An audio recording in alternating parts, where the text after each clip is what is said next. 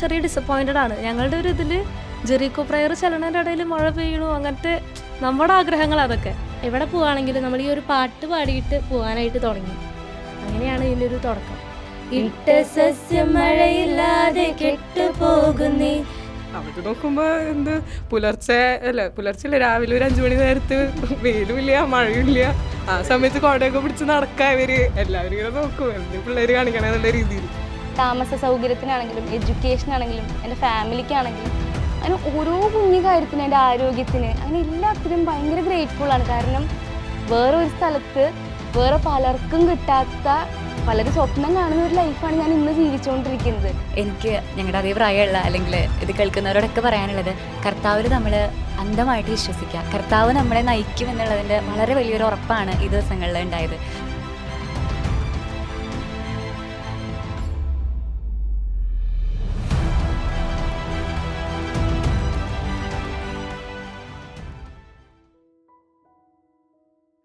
ഇനി പ്രാർത്ഥിക്കണമെന്നൊരു തീരുമാനം അത് ആരുടെ ഭാഗത്തു നിന്നായിരുന്നു? കാരണം അതൊരു നെസസിറ്റി ആണെന്ന് മനസ്സിലാക്കിയെന്ന് പറഞ്ഞു.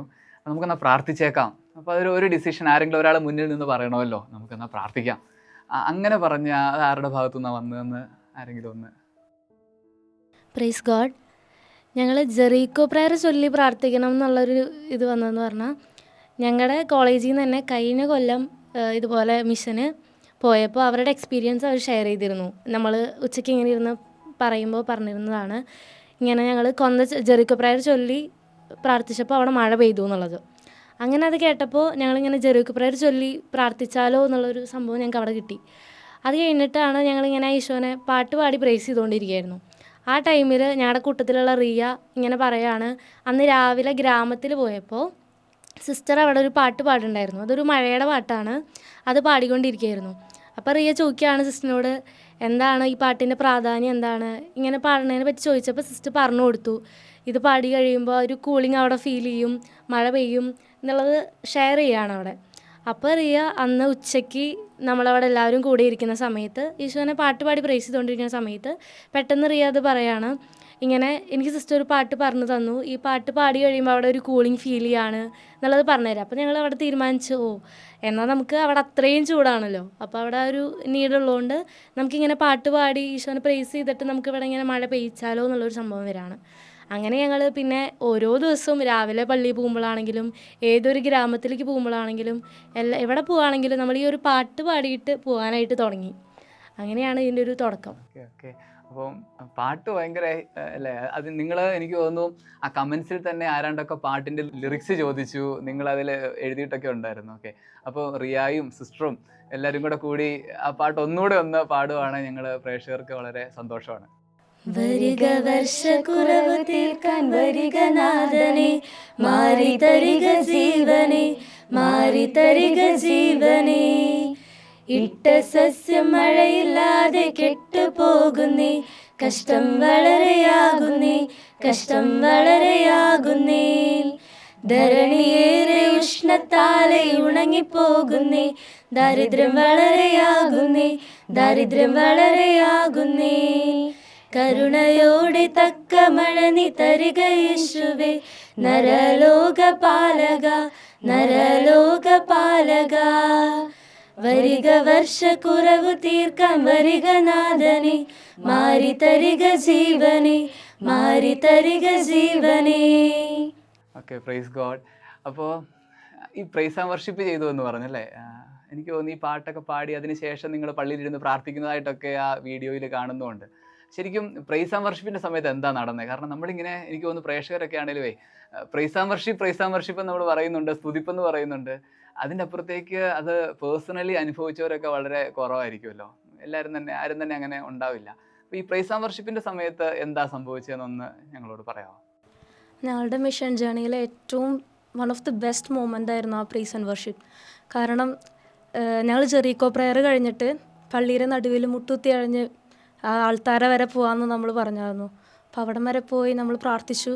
അത് കഴിഞ്ഞിട്ട് അപ്പോഴും ഞങ്ങൾ ചെറിയ ഡിസപ്പോയിൻറ്റഡ് ആണ്. ഞങ്ങളുടെ ഒരു ഇതിൽ ജെറിക്കോ പ്രയർ ചെല്ലണതിൻ്റെ ഇടയിൽ മഴ പെയ്യണു, അങ്ങനത്തെ നമ്മുടെ ആഗ്രഹങ്ങൾ അതൊക്കെ.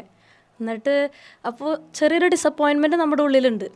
അപ്പോൾ ഇങ്ങനത്തെ ഒരു പറയാണ് നമുക്ക് പ്രൈസ് ആൻഡ് വർഷിപ്പ് ചെയ്യാം, നമുക്ക് സ്തുതിച്ച് പ്രാർത്ഥിക്കാമെന്ന് പറയാണ്. അപ്പം ഞങ്ങളെല്ലാവരും കൈ കോർത്ത് പിടിച്ച് സ്തുതിച്ച് പ്രാർത്ഥിക്കാൻ തുടങ്ങിയത് ഞങ്ങൾക്ക് ഓർമ്മയുള്ളൂ. എത്ര നേരം അവിടെ നിന്നൊന്നും ഞങ്ങൾക്ക് ഓർമ്മയില്ല.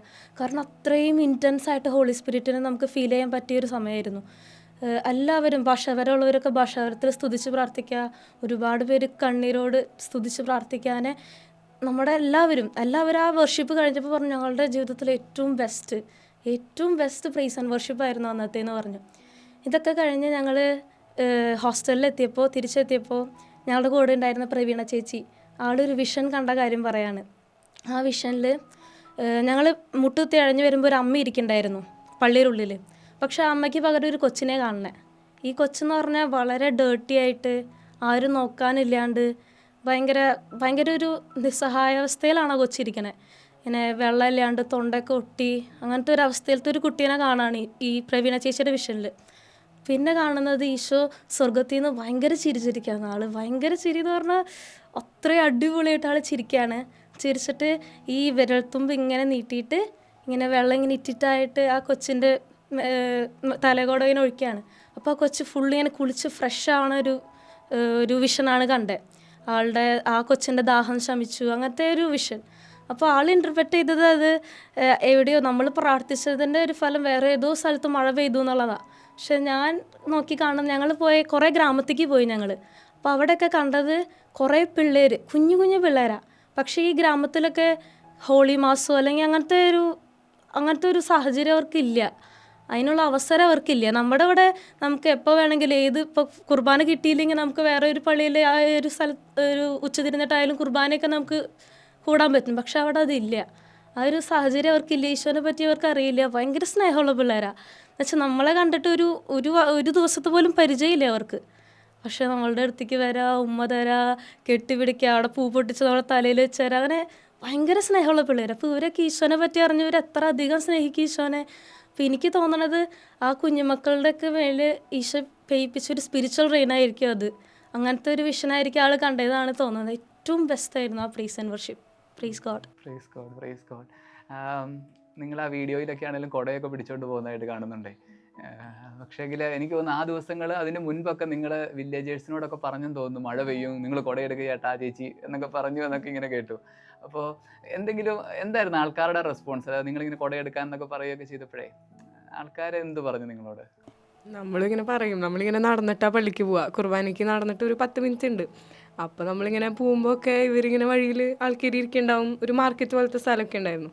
അപ്പോൾ അവിടെ ഇങ്ങനെ നമ്മൾ നടക്കുന്ന സമയത്ത് സൈഡിലിരിക്കുന്ന ആൾക്കാരോടൊക്കെ പറയും, കുടയൊക്കെ പിടിച്ചോളാം, ഇപ്പം മഴ പെയ്യും, കുറച്ച് കഴിയുമ്പോൾ മഴ പെയ്യും, കുട പിടിച്ചോളാം, അല്ലെങ്കിൽ ഫുൾ നനയില്ലേ, അങ്ങനെ വെച്ചാൽ പറഞ്ഞിട്ട് അങ്ങനെ പറയും. നമ്മൾ കുടയൊക്കെ തുറന്ന് അവിടെ നോക്കുമ്പോൾ പുലർച്ചെ രാവിലെ ഒരു 5 മണി നേരത്ത് വെയിലും ഇല്ല മഴയും ഇല്ല. ആ സമയത്ത് കുടയൊക്കെ പിടിച്ച് നടക്കാൻ എല്ലാവരും ഇങ്ങനെ നോക്കും, എന്ത് പിള്ളേർ കാണിക്കണം എന്നുള്ള രീതിയിൽ. അങ്ങനെ കുടയൊക്കെ പിടിച്ച് അങ്ങനെ നടക്കും. നമ്മൾ കുട തുറന്ന് എല്ലാവരോടും പറയും. അവരുടെ റിയാക്ഷൻ എന്ന് പറഞ്ഞാൽ അവർ ഫുൾ ഭയങ്കര ലാഘവത്തോടെ നമ്മൾ പറയണു, അവർ ജസ്റ്റ് കേൾക്കും. അവരങ്ങനെ വിശ്വസിച്ചിട്ടൊന്നുമില്ല, അവർ കേൾക്കും. നമ്മളിങ്ങനെ അറിയണ കുറച്ച് മലയാളി ആൾക്കാരുണ്ടായിരുന്നു. അപ്പോൾ അവരോട് പറയും, കോട്ടൊക്കെ ഇട്ടോളാം, സ്കൂട്ടറിലാണ് പോണേ, അപ്പോൾ മഴ കിട്ടിയാൽ വണ്ടിയിൽ നനഞ്ഞ് പോകേണ്ടി വരുമല്ലോ, അങ്ങനെ പറയും അവർ. പക്ഷേ കേൾക്കും, അത്ര തന്നെ. അവർ തിരിച്ചിങ്ങനെ അങ്ങനെ ദേഷ്യപ്പെട്ട് അങ്ങനെയൊന്നുമില്ല, ജസ്റ്റ് ആ ഒരു ലാഘവത്തോടു കൂടി പിള്ളേർ എന്ത് പറയണു അങ്ങനെ. നമ്മുടെ കൂടെ സിസ്റ്ററും ഉണ്ട്. നമുക്ക് സിസ്റ്ററിനോട് ആദ്യം ഒന്നും അങ്ങനെ സംസാരിക്കാൻ പറ്റിയില്ല. അപ്പോൾ എനിക്ക് തോന്നുന്നു തുടക്കം തൊട്ടേ സിസ്റ്റർ ഇവരുടെ കൂടെ ഉണ്ടായിരുന്നു അല്ലേ? 5 ദിവസം 6 ദിവസത്തോളം സിസ്റ്ററും നിങ്ങളുടെ കൂടെ വന്നായിരുന്നു. സിസ്റ്ററെ, ഈ മഴ പെയ്തൊക്കെ കഴിഞ്ഞപ്പോഴേ എനിക്ക് തോന്നുന്നു ഉത്തരം പറയാൻ പറ്റുന്നത് നിങ്ങളെക്കാട്ടിലും സിസ്റ്ററിനായിരിക്കും. ഈ മഴ പെയ്ത് കഴിഞ്ഞപ്പോൾ അവിടെ ഉണ്ടായിരുന്ന ആൾക്കാരുടെയൊക്കെ റിയാക്ഷൻ എന്തായിരുന്നു, നമ്മളോടും അല്ലാതെയൊക്കെ ആയിട്ടുള്ള റിയാക്ഷൻസ്? വിശുദ്ധ കൊച്ചുത്രേസ്യ പുണ്യവതിയുടെ ജീവചരിത്രമായ നവമാലികയിൽ ഇങ്ങനെ എഴുതി വയ്ക്കുന്നുണ്ട്. ആദ്യവ്രതം ചെയ്യുന്ന ദിവസം പുണ്യവതി ഈശോയുടെ ഒരു ആഗ്രഹം പറയാണ്, എനിക്ക് ആദ്യവ്രതം ചെയ്യുന്ന ദിവസം മഞ്ഞ് പെയ്തതായിട്ട് കാണണം, മഞ്ഞ് പെയ്യണം അന്നത്തെ ദിവസം എന്ന് പുണ്യവതി തൻ്റെ ഒരു ഇഷ്ടം ഈശോയോട് പറയാണ്. അപ്പം അങ്ങനെ വ്രതം ചെയ്ത് കഴിഞ്ഞിട്ട് പുണ്യവതി വന്ന് വാതിൽ തുറന്ന് നോക്കുമ്പോൾ വഴിയിലെല്ലാം മഞ്ഞ് പെയ്ത് കിടക്കുന്നതായിട്ട് കാണുകയാണ്. പുണ്യവതി അതിൽ എടുത്തെഴുതുന്നുണ്ട്, അത് മഞ്ഞ് പെയ്യുന്ന കാലമല്ലായിരുന്നു. ഇതൊരു അനുഭവം തന്നെയാണ് ഞങ്ങൾക്ക് ദിണ്ടിവനത്തിലുണ്ടായത്. അവിടെ ഉണ്ടായിരുന്ന ഞങ്ങൾ മഴയ്ക്ക് വേണ്ടി പ്രാർത്ഥിക്കുമ്പോൾ അവിടെ ഉണ്ടായിരുന്ന മലയാളികൾ പറയാണ്, ഇത് കേരളം പോലെയല്ല കേട്ടോ, ഇവിടെ അങ്ങനെ വേനൽ മഴയൊന്നും പെയ്യുന്ന ഒരു സ്ഥലമല്ല എന്ന് നിങ്ങൾ പ്രാർത്ഥിച്ചിട്ട് കാര്യമില്ല എന്നുള്ള രീതിയിൽ അവരങ്ങനെ പറയുമായിരുന്നു. അപ്പം അങ്ങനെ ഇരിക്കുന്ന സമയത്താണ് കുട്ടികൾ പ്രാർത്ഥിച്ച് ഇവർ ഈശോയുടെ അത്രയും വലിയൊരു ആഗ്രഹത്തിൽ അത്രയും വാശി പിടിച്ചാണ് ഇവരൊന്ന് പ്രാർത്ഥിച്ചത്. അപ്പോൾ അങ്ങനെ പ്രാർത്ഥിച്ചു കഴിഞ്ഞപ്പോൾ മഴ പെയ്തത് കണ്ടപ്പോൾ ശരിക്കും ഞങ്ങൾ അവിടെ ചെന്നതും പ്രാർത്ഥിച്ചതും ആ ഒരു നാടിന് ഒരു വലിയൊരു അനുഗ്രഹത്തിൻ്റെ അടയാളമായിട്ടാണ് ജനങ്ങളും അത് ഹൃദയത്തിൽ ഏറ്റുവാങ്ങിയത്. Praise God. എനിക്ക് തോന്നുന്നു നിങ്ങളെല്ലാവരും തന്നെ ഈശോയെ വളരെ പേഴ്സണലി അനുഭവിച്ച ആളുകളാണ്. അത് എനിക്ക് നിങ്ങളുടെ ചിരിയിൽ നിന്നും സംസാരത്തിൽ നിന്നും ഒക്കെ മനസ്സിലാവുന്നുണ്ട്. അപ്പം ഐ ആം ഹിസ് ഫേവറേറ്റ്, ഞാൻ ഈശോയുടെ ഏറ്റവും പ്രിയപ്പെട്ടവളാണ് എന്ന് തോന്നിയ ഏതെങ്കിലും ഒരു മൊമെൻറ്റോ ഏതെങ്കിലും ഒരു അനുഭവമോ അങ്ങനെ എന്തെങ്കിലും ഞങ്ങൾ പ്രേക്ഷകരോടൊന്ന് പങ്കുവയ്ക്കാമോ? ആരെങ്കിലും? ഞാൻ പോകാനായിട്ട് മിഷന് പോകാൻ ഏറ്റവും ലാസ്റ്റ് ടിക്കറ്റ് ബുക്ക് ചെയ്യുന്നതിന് തലേദിവസം രാത്രിയാണ് ഞാനും ഉണ്ട് എന്ന് ഞാൻ കൺഫേം ആക്കുന്നത്. എനിക്ക് ഈ ചൂടിൻ്റെ കാര്യമൊക്കെ ഭയങ്കര ചൂടാണെന്നൊക്കെ എല്ലാവരും പറഞ്ഞൊക്കെ എനിക്ക് നല്ല പേടിയുണ്ടായിരുന്നു. ഞാൻ എങ്ങനെ സർവൈവ് ചെയ്യും, ചൂട് പ്രശ്നം ഉണ്ടാവുമോ, ഫുഡ് കിട്ടുമോ, അങ്ങനെ ഒരുപാട് പേടി എനിക്കുണ്ടായിരുന്നു. എനിക്കുള്ള പേടിയൊക്കെ കൂടുതൽ വീട്ടുകാർക്കും ഇത് കേൾക്കുമ്പോൾ നല്ല പേടിയുണ്ടായിരുന്നു. അതുകൊണ്ട് എനിക്ക് പോകാൻ ഒരു ചെറിയ സംശയത്തിൽ ഞാൻ നിൽക്കുമായിരുന്നു. അവസാന ദിവസങ്ങളൊക്കെ ആയപ്പോൾ എനിക്ക് ശരിക്കും ഭയങ്കരമായിട്ട് എൻ്റെ അടുത്ത് ഈശോ തന്നെ പറയുന്ന പോലെ എനിക്ക് നന്നായി ഫീൽ ചെയ്തിരുന്നു, നീ പോകണം അങ്ങനെയൊക്കെ. പക്ഷെ എൻ്റെ ഉള്ളിൽ ഞാനിപ്പോൾ പോയാലും ഞാൻ എന്താണ് പകർന്നു കൊടുക്കുക, എൻ്റെ ഉള്ളിൽ അതിന് മാത്രം ഫയർ ഉണ്ടോ എന്നൊക്കെ ഒരുപാട് കൺസേൺ ആയിട്ടിരിക്കുകയായിരുന്നു. അപ്പോൾ ഞാൻ ഇങ്ങനെ ഫ്രണ്ട്സിനെ വിളിച്ച് ചോദിച്ചപ്പം പറഞ്ഞു എൻ്റെ അടുത്ത്, നമ്മൾ പോകുന്നതിലൂടെ നമ്മൾ തന്നെയാണ് കൂടുതലായിട്ടും പഠിക്കാനുള്ളത്, നമുക്ക് പറഞ്ഞു കൊടുക്കുന്നതൊക്കെ കൂടുതൽ അറിവുകൾ നമുക്ക് കിട്ടും എന്നൊക്കെ രീതിയിൽ അവസാനം പ്രാർത്ഥിച്ച് ഞാൻ വീട്ടിൽ അവതരിപ്പിച്ചു. എൻ്റെ പേടി വീട്ടിൽ പറഞ്ഞില്ല, പക്ഷേ ഞാനത് വീട്ടിൽ അവതരിപ്പിച്ചു. അപ്പോൾ എൻ്റെ ഈ തുടരെ ഇടയ്ക്കിടയ്ക്ക് പറയുന്നത് കാരണമായിരിക്കാം അവർ പൊക്കോളാൻ പറഞ്ഞു, താല്പര്യമില്ലെങ്കിലും. പക്ഷേ അങ്ങോട്ട് പോയി കഴിഞ്ഞപ്പം എനിക്ക് തോന്നിയത് എന്താ വെച്ച് കഴിഞ്ഞാൽ എൻ്റെ ലൈഫിൽ എനിക്കിപ്പോൾ കിട്ടുന്ന എല്ലാ കാര്യങ്ങളിലും ഞാൻ ഭയങ്കര ഗ്രേറ്റ്ഫുള്ളാണ്. എനിക്ക് കിട്ടുന്ന ഭക്ഷണത്തിനാണെങ്കിലും വെള്ളത്തിനാണെങ്കിലും താമസ സൗകര്യത്തിനാണെങ്കിലും എഡ്യൂക്കേഷനാണെങ്കിലും എൻ്റെ ഫാമിലിക്കാണെങ്കിലും അങ്ങനെ ഓരോ കുഞ്ഞു കാര്യത്തിനും എൻ്റെ ആരോഗ്യത്തിന് അങ്ങനെ എല്ലാത്തിനും ഭയങ്കര ഗ്രേറ്റ്ഫുള്ളാണ്. കാരണം വേറൊരു സ്ഥലത്ത് വേറെ പലർക്കും കിട്ടാത്ത പലരും സ്വപ്നം കാണുന്ന ഒരു ലൈഫാണ് ഞാൻ ഇന്ന് ജീവിച്ചുകൊണ്ടിരിക്കുന്നത്. നല്ല ക്ലൈമറ്റ് ആണെങ്കിലും എല്ലാം കൊണ്ടും ഞാൻ എത്ര ലക്കിയാണ് എന്നുള്ള കാര്യത്തിൽ എനിക്ക് ജന്മനാ കിട്ടിയേക്കുന്ന കേൾവിശക്തി അങ്ങനെ എല്ലാ കാര്യത്തിലും ഞാൻ ഭയങ്കര ഗ്രേറ്റ്ഫുള്ളായിട്ട് എൻ്റെ പ്രാർത്ഥനയിൽ ഇന്ന് വരെയും ഞാൻ പിന്നെ അതിന് ശേഷം എല്ലാ പ്രാർത്ഥനയിലും ഞാൻ തുടരെ നന്ദി പറയാൻ മറന്നുപോകാൻ മുമ്പ് മറന്നിരുന്നു. പക്ഷേ ഇപ്പോൾ മുടങ്ങാതെ നന്ദി പറയാം എനിക്ക് കിട്ടുന്ന ഓരോ കാര്യത്തിനും ഓരോ ദിവസത്തിന് അങ്ങനെ എല്ലാത്തിനും. അത് ഞാൻ ഭയങ്കര ഗ്രേറ്റ്ഫുള്ളായിട്ട് ഈ മിഷൻ വഴി കിട്ടിയ കാര്യമാണ്. അതുപോലെ തന്നെ ഞാൻ നേരത്തെ പറഞ്ഞ പോലെ എൻ്റെ അടുത്ത് സ്ട്രോങ് ആയിട്ട് ദൈവം കമ്മ്യൂണിക്കേറ്റ് ചെയ്യുന്ന പോലെ എനിക്ക് ഫീൽ ചെയ്തിട്ടുണ്ട്.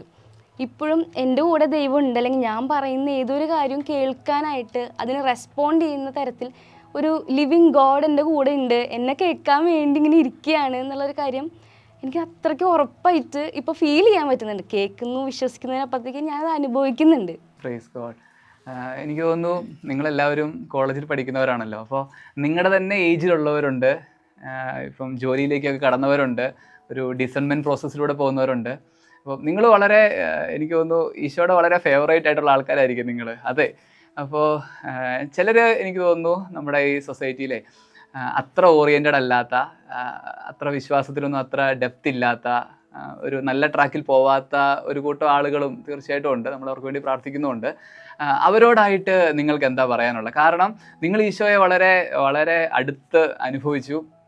ഇനി എന്താണ് ഒരു ആസ് എ മെസ്സേജ് നിങ്ങൾക്ക് എന്താ അവരോട് പറയാനുള്ളത്? Praise God. എനിക്ക് ഞങ്ങളുടെ അതേ പ്രായമുള്ള അല്ലെങ്കിൽ ഇത് കേൾക്കുന്നവരോടൊക്കെ പറയാനുള്ളത്, കർത്താവിൽ നമ്മൾ അന്ധമായിട്ട് വിശ്വസിക്കുക. കർത്താവ് നമ്മളെ നയിക്കും എന്നുള്ളതിൻ്റെ വളരെ വലിയൊരു ഉറപ്പാണ് ഈ ദിവസങ്ങളിൽ ഉണ്ടായത്. നമ്മൾ കർത്താവിൽ പൂർണ്ണമായിട്ട് വിശ്വസിച്ച് കഴിഞ്ഞാൽ ചുറ്റും എത്ര അസാധ്യതകളുടെ വാതിലുകൾ ഉണ്ടെങ്കിൽ പോലും അതെല്ലാം കർത്താവിനെ നീക്കാനായിട്ട് അല്ലെങ്കിൽ തുറക്കാനായിട്ട് ഒരു നിമിഷം മതി എന്നുള്ള ഒരു കാര്യമാണ്. അപ്പോൾ കർത്താവിൽ ആശ്രയിച്ച് കഴിഞ്ഞാൽ കണ്ണടച്ച് കർത്താവിൻ്റെ പുറകെ പോവുക, ബാക്കിയൊക്കെ ഈശോ നോക്കിക്കോളും എന്നുള്ളൊരു സംഭവമാണ്. പിന്നെ പറയാനുള്ളൊരു കാര്യം കാത്തിരിപ്പിൻ്റെ ഒരു കാര്യമാണ്. അതായത് ചിലപ്പോൾ നമ്മളെ കർത്താവ് കുറച്ചിങ്ങനെ വെയിറ്റ് ചെയ്യിപ്പിക്കായിരിക്കും. ഇപ്പോൾ ഞങ്ങൾ ചോദിച്ച ആ കറക്റ്റ് മൊമെൻറ്റിൽ തന്നെ ഞങ്ങൾക്ക് മഴ കിട്ടിയില്ലായിരുന്നു. പക്ഷെ ആ ഒരു സമയം കർത്താവ് ഞങ്ങളെ വെയിറ്റ് ചെയ്യിപ്പിച്ചത് കൊണ്ടാണ് ഞങ്ങൾക്ക് അത്രയും ബ്യൂട്ടിഫുൾ ആയിട്ടുള്ള ഒരു പ്രൈസ് ആൻഡ് വർഷിപ്പും പേഴ്സണലി അത്ര അടിപൊളിയായിരുന്നു ആ ഒരു പ്രൈസ് ആൻഡ് വർഷിപ്പും. അപ്പോൾ അങ്ങനെ ഒരു അനുഭവം കിട്ടിയത് അവിടെ ഒരു ചെറിയൊരു വെയിറ്റിംഗ് അവിടെ വന്നുകൊണ്ടാണ്. അപ്പോൾ നമ്മുടെ ജീവിതത്തിലും പലപ്പോഴും നമുക്കിങ്ങനെ ഞാൻ പ്രാർത്ഥിച്ചിട്ടും ഈശോയെ എനിക്ക് മറുപടി ഇപ്പം തന്നെ കിട്ടുന്നില്ലല്ലോ എന്ന് നമുക്ക് തോന്നിയേക്കാം. പക്ഷെ അത് വേറൊരു പ്ലാൻ ഉണ്ട് കർത്താവിന് നമ്മൾ ഓരോരുത്തരെയും കുറിച്ചിട്ടൊരു പദ്ധതിയുണ്ട്. ആ ഒരു പദ്ധതിയിലേക്കുള്ള ആ ഒരു സമയമാണ്.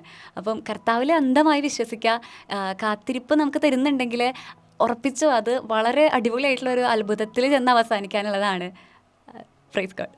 ഓക്കെ, നമ്മുടെ ഈ ഒരു എപ്പിസോഡ് അവസാനിക്കുകയാണ്. നമ്മൾ എന്തെങ്കിലും വിട്ടുപോയതായിട്ട് നിങ്ങൾക്ക് തോന്നിയോ? എന്തെങ്കിലും ആഡ് ചെയ്യാനോ അങ്ങനെ എന്തെങ്കിലും ഉണ്ടെങ്കിൽ നിങ്ങൾക്ക് ഇപ്പം പറയാം കേട്ടോ. Praise God. ഞാൻ എൻ്റെ ഒരു പേഴ്സണൽ എക്സ്പീരിയൻസ് ആണ് ഇവിടെ ഷെയർ ചെയ്യണേ. ലൈക്ക് അന്ന് പ്രൈസ് ആൻഡ് വർഷിപ്പിൻ്റെ ആ ഒരു ടൈം പറഞ്ഞു, അത് ഭയങ്കര ഒരു ബ്ലെസ്ഡ് ടൈം തന്നെയായിരുന്നു.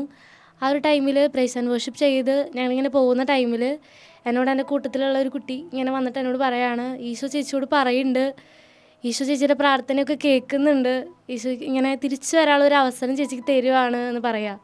എനിക്ക് ആ കേട്ട മൊമെൻറ്റ് എൻ്റെ ക്വസ്റ്റ്യൻസ് ഫുൾ ഈശോട് ഇങ്ങനെ ഞാൻ ഓരോന്ന് ചോദിക്കുമ്പോൾ എനിക്കിങ്ങനെ അതിനൊന്നും മറുപടി കിട്ടാത്തൊരു ടൈമായിരുന്നു. അപ്പോൾ എനിക്ക് അവളത് വന്ന് പറഞ്ഞപ്പോൾ എനിക്ക് പേഴ്സണലി അത് ഭയങ്കര എൻ്റെ ഉള്ളിൽ നിന്ന് ഇങ്ങനെ ഈശ്വരനോട് ഇങ്ങനെ പറഞ്ഞ പോലെ തന്നെ എനിക്കത് ഫീൽ ചെയ്ത് ഞാനിങ്ങനെ ഭയങ്കരമായിട്ട് കരഞ്ഞ് ആ ഒരു ഫീലായിരുന്നു. അപ്പോൾ തൊട്ട് എനിക്ക് ഈശോയോടുള്ള ആ ഒരു കണക്ഷൻ കുറച്ചുകൂടി കൂടുതലായിട്ടുണ്ടായി എന്നുള്ളൊരു സംഭവമാണ്. അത് എന്നെ പേഴ്സണലി ഭയങ്കര എക്സ്പീരിയൻസ് ആയിരുന്നു. അതിനുശേഷം ഞാൻ കുറച്ചും കൂടി ഈശോ ആയിട്ട് കുറച്ചുകൂടി കണക്ഷൻ വന്നു. അതൊരു എക്സ്പീരിയൻസ് ആയിരുന്നു എനിക്ക്. Praise God. ഇതിനൊത്തിരി ഫിനാൻസ് അല്ലേ, നമ്മൾ പണവും ആവശ്യമാണ് യാത്രയും മറ്റു കാര്യങ്ങൾക്കൊക്കെ ആയിട്ട്. അപ്പോൾ നിങ്ങൾ എങ്ങനെയാണ്, നിങ്ങൾ കോളേജിൽ പഠിക്കുന്ന പിള്ളേരല്ലേ, എല്ലാവർക്കും ആ ഒരു ചോദ്യം ഉണ്ടാവും, നിങ്ങൾ എങ്ങനെയാണ് പണം കണ്ടെത്തിയേ? പൈസയുടെ ആവശ്യം ഉണ്ടായിരുന്നു ഞങ്ങൾക്ക്. ഞങ്ങൾ പോണതിൻ്റെ അന്ന് വരെ ഞങ്ങൾക്ക് പൈസ ഉണ്ടായിരുന്നില്ല. ആ ദിവസം വരെ ഞങ്ങൾക്ക് പൈസ ഇല്ല. അപ്പോൾ ഞങ്ങൾ ട്രെയിനിങ് കഴിയുമ്പോഴും ടാസ്ക് ടീമിലത്തെ അവർ ചോദിക്കുന്നുണ്ട് പൈസ ആയോ അങ്ങനെ ചോദിക്കുന്നുണ്ട്. അപ്പോൾ നമ്മളിങ്ങനെ ആവും നമുക്ക് അതും ഭയങ്കര ബ്ലൈൻഡ് വിശ്വാസമായിരുന്നു, പൈസ ആവും, ഞങ്ങൾക്ക് ഉറപ്പായിരുന്നു പൈസ ആവും എന്ന്. അല്ലാണ്ട് ഞങ്ങൾ എല്ലാം തീരുമാനിച്ചു, വീട്ടിൽ പറഞ്ഞു, എല്ലാവരോടും പറഞ്ഞു, പക്ഷെ പൈസ ആയിട്ടില്ല. ആദ്യം ചെറിയൊരു എമൗണ്ടാണ് ആയിണ്ടായത്.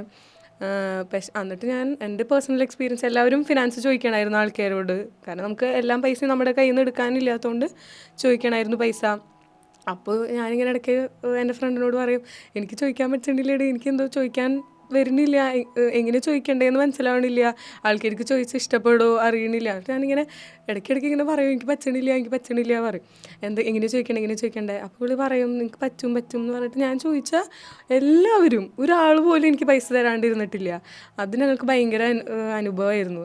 എല്ലാവരും ചോദിച്ചിട്ടുണ്ട് പൈസ, എല്ലാവർക്കും കിട്ടിയിട്ടുമുണ്ട്. ലാസ്റ്റ് നമുക്ക് കൂടുതലായിരുന്നു പൈസ. എന്നിട്ട് നമ്മൾ കൂടുതൽ കിട്ടിയ പൈസ മിഷന് പോകാൻ വേണ്ടിയിട്ട് ടാസ്ക് ടീമിന് തന്നെ കൊടുത്തു. എനിക്ക് തോന്നുന്നു നമ്മുടെ സമയം തീരുകയാണ്. നമ്മുടെ ഈ പ്രോഗ്രാം വൈൻഡ് അപ്പ് ചെയ്യേണ്ടതായിട്ടുണ്ട്. നല്ല കുറച്ച് സമയങ്ങളായിരുന്നു നിങ്ങളോട് സംസാരിച്ച സമയങ്ങൾ. നിങ്ങൾ ഈ വീഡിയോയിലൂടെയൊക്കെ നിങ്ങളെ കണ്ടതല്ലാതെ ആദ്യമായിട്ടാണ് നേരിട്ട് കാണുന്നത് പോലും. അപ്പോൾ ഒത്തിരി സന്തോഷം പ്രിയപ്പെട്ട കൂട്ടുകാരെ. നിങ്ങൾക്ക് ഒത്തിരി കാര്യങ്ങൾ നിങ്ങളുടെ ക്യാമ്പസിലും അതിൻ്റെ പുറത്തുമൊക്കെ ജീസസ് യൂത്തിലും മൂവ്മെൻറ്റിലും നിങ്ങൾക്ക് ചെയ്യാനായിട്ട് പറ്റട്ടെ എന്ന് അച്ഛൻ പ്രാർത്ഥിക്കുകയാണ്. അതുപോലെ തന്നെ ദൈവത്തിനും നന്ദി പറയുന്നു. നിങ്ങൾക്ക് ഓരോരുത്തർക്കും നന്ദി. പ്രിയപ്പെട്ട പ്രേക്ഷകരെ, നമ്മൾ ഫെയ്ത്ത് ടോക്ക് വൈൻഡ് അപ്പ് ചെയ്യുകയാണ്. മറ്റൊരു എപ്പിസോഡുമായിട്ട് വീണ്ടും നമ്മൾ എത്തുന്നതാണ്. നമ്മൾ ഈ വീഡിയോയിൽ പറഞ്ഞതുപോലെ വിശ്വസിക്കുന്നവൻ രക്ഷിക്കപ്പെടും. നന്ദി.